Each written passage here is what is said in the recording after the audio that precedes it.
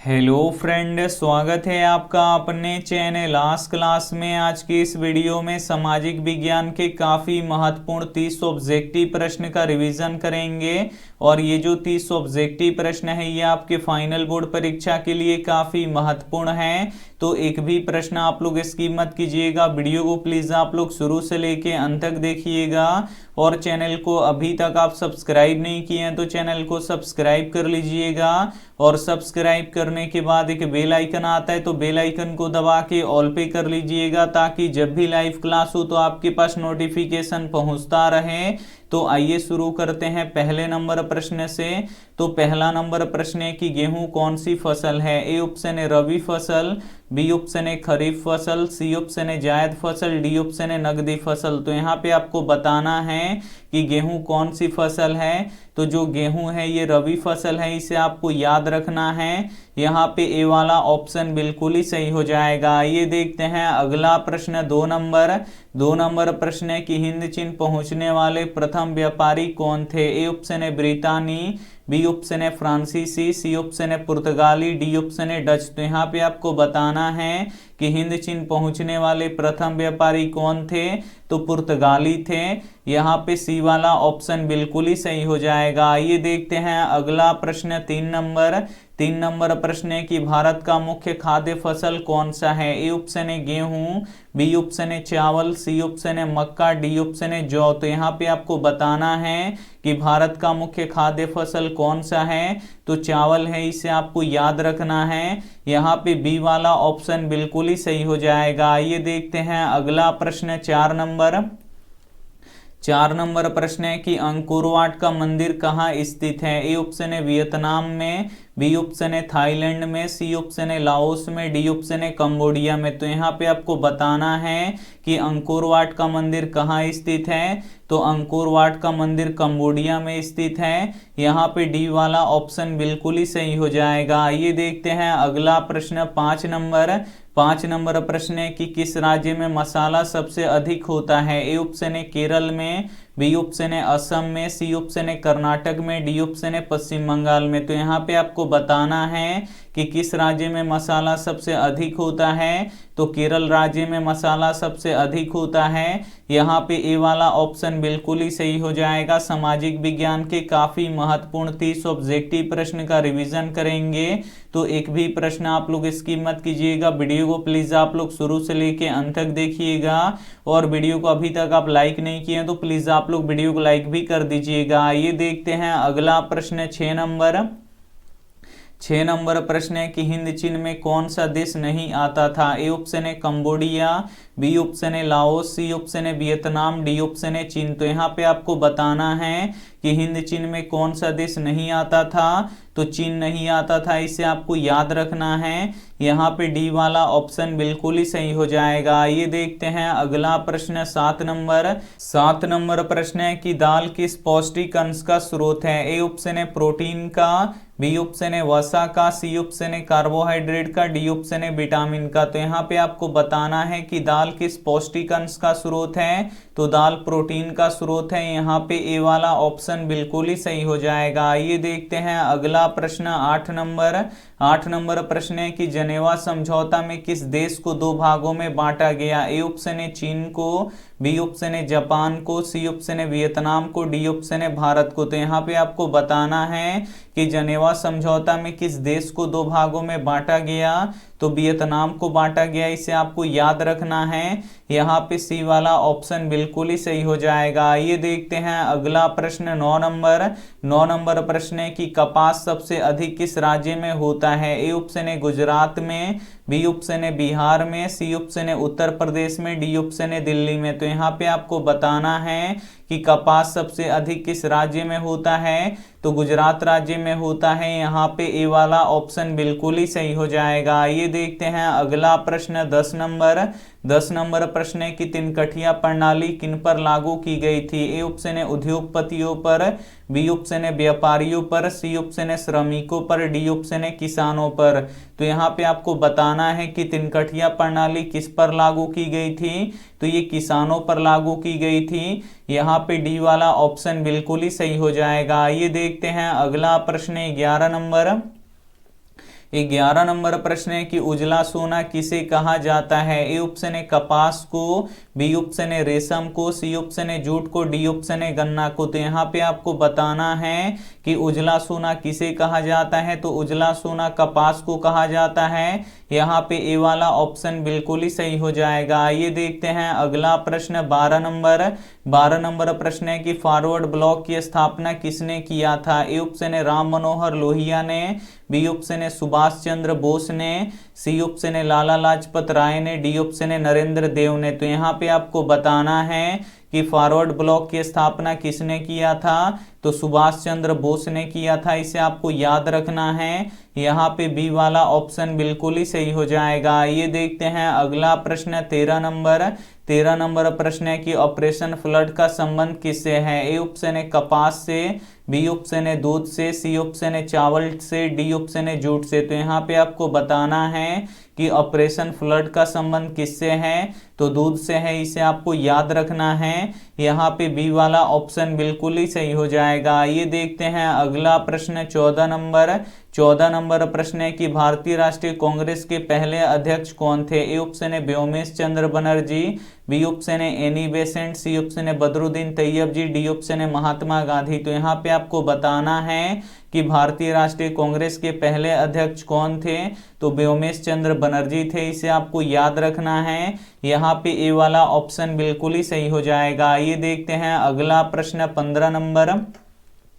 15 number प्रश्न है कि भारत में किस किस्म की कॉफी उगाई जाती है? ए ऑप्शन है चीनी, बी ऑप्शन है ब्राजीलियन, सी ऑप्शन है अरेबिका, डी ऑप्शन है अमेरिका। तो यहाँ पे आपको बताना है कि भारत में किस किस्म की कॉफी उगाई जाती है। तो अरेबिका किस्म की कॉफी उगाई जाती है। यहाँ पे सी वाला ऑप्शन बिल्कुल ही सही हो जाएगा। सामाजिक विज्ञान के काफी महत्वपूर्ण 30 ऑब्जेक्टिव प्रश्न का रिवीजन करेंगे, तो एक भी प्रश्न आप लोग स्किप मत कीजिएगा। वीडियो को प्लीज आप लोग शुरू से लेके अंत तक देखिएगा, और वीडियो को अभी तक आप लाइक नहीं किए तो प्लीज आप लोग वीडियो को लाइक भी कर दीजिएगा। आइए देखते हैं अगला प्रश्न 16 नंबर प्रश्न है कि मेटरनिक कौन था? ए ऑप्शन है रूस का जार, बी ऑप्शन है ऑस्ट्रिया का चांसलर, सी ऑप्शन है फ्रांस का सम्राट, डी ऑप्शन है प्रसा का चांसलर। तो यहाँ पे आपको बताना है कि मेटरनिक कौन था। तो जो मेटरनिक था ये ऑस्ट्रिया का चांसलर था। यहाँ पे बी वाला ऑप्शन बिल्कुल ही सही हो जाएगा। ये देखते हैं अगला प्रश्न 17 नंबर प्रश्न है कि नर्मदा बचाओ आंदोलन किसने चलाया था? ए ऑप्शन है मेधा पाटिकर ने,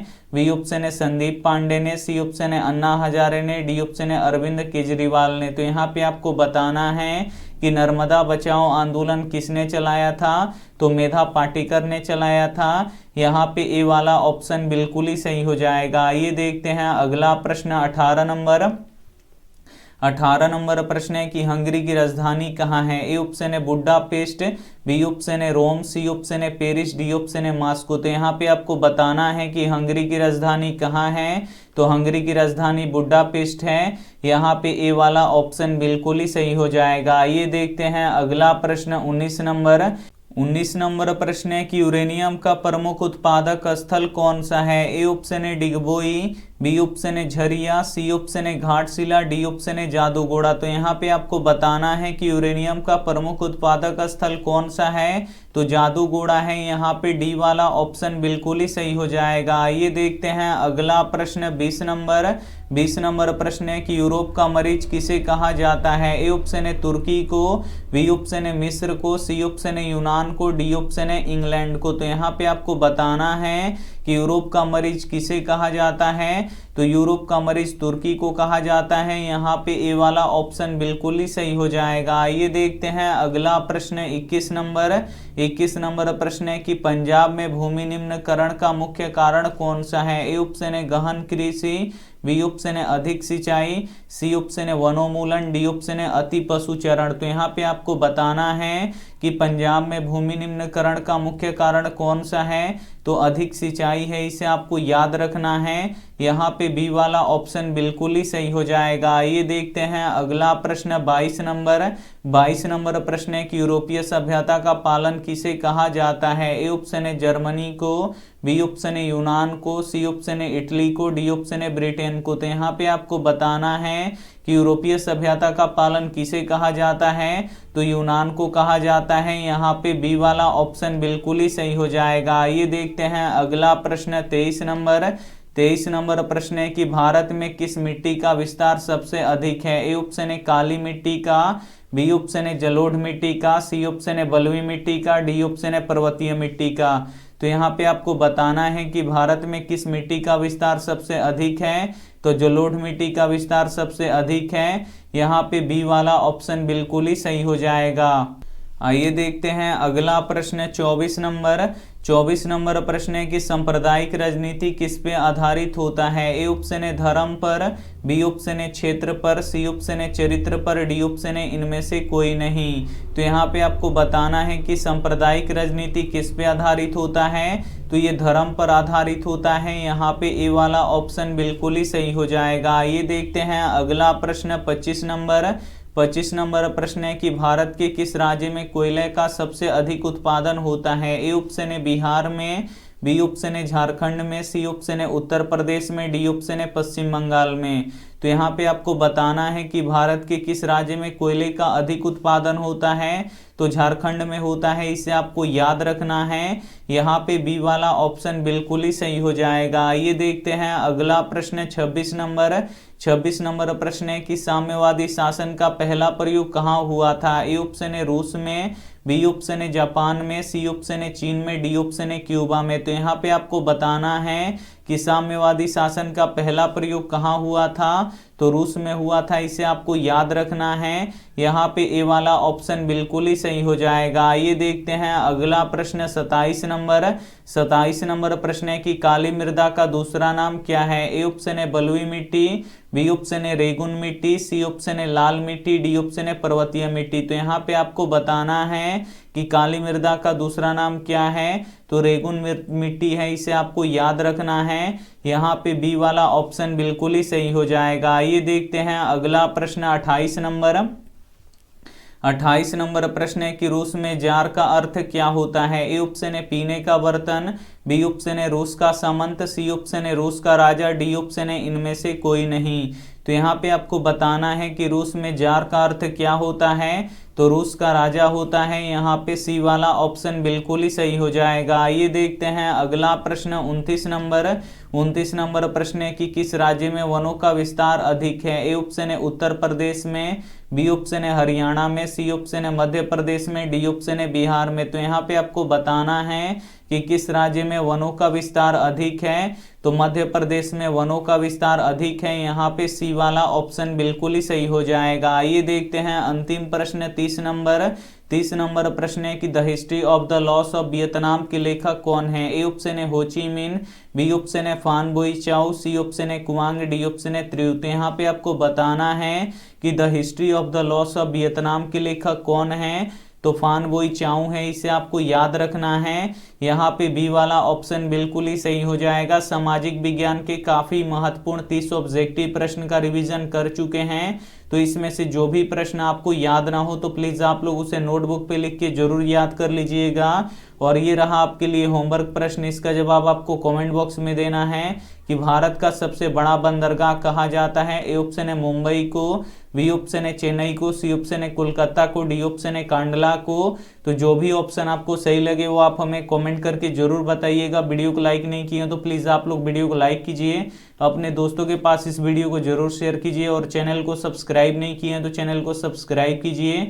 थैंक यू फॉर वॉचिंग। मिलते हैं अगले वीडियो में, तब तक अपना ध्यान रखिए, मन लगा के पढ़ाई कीजिए। Take care and bye.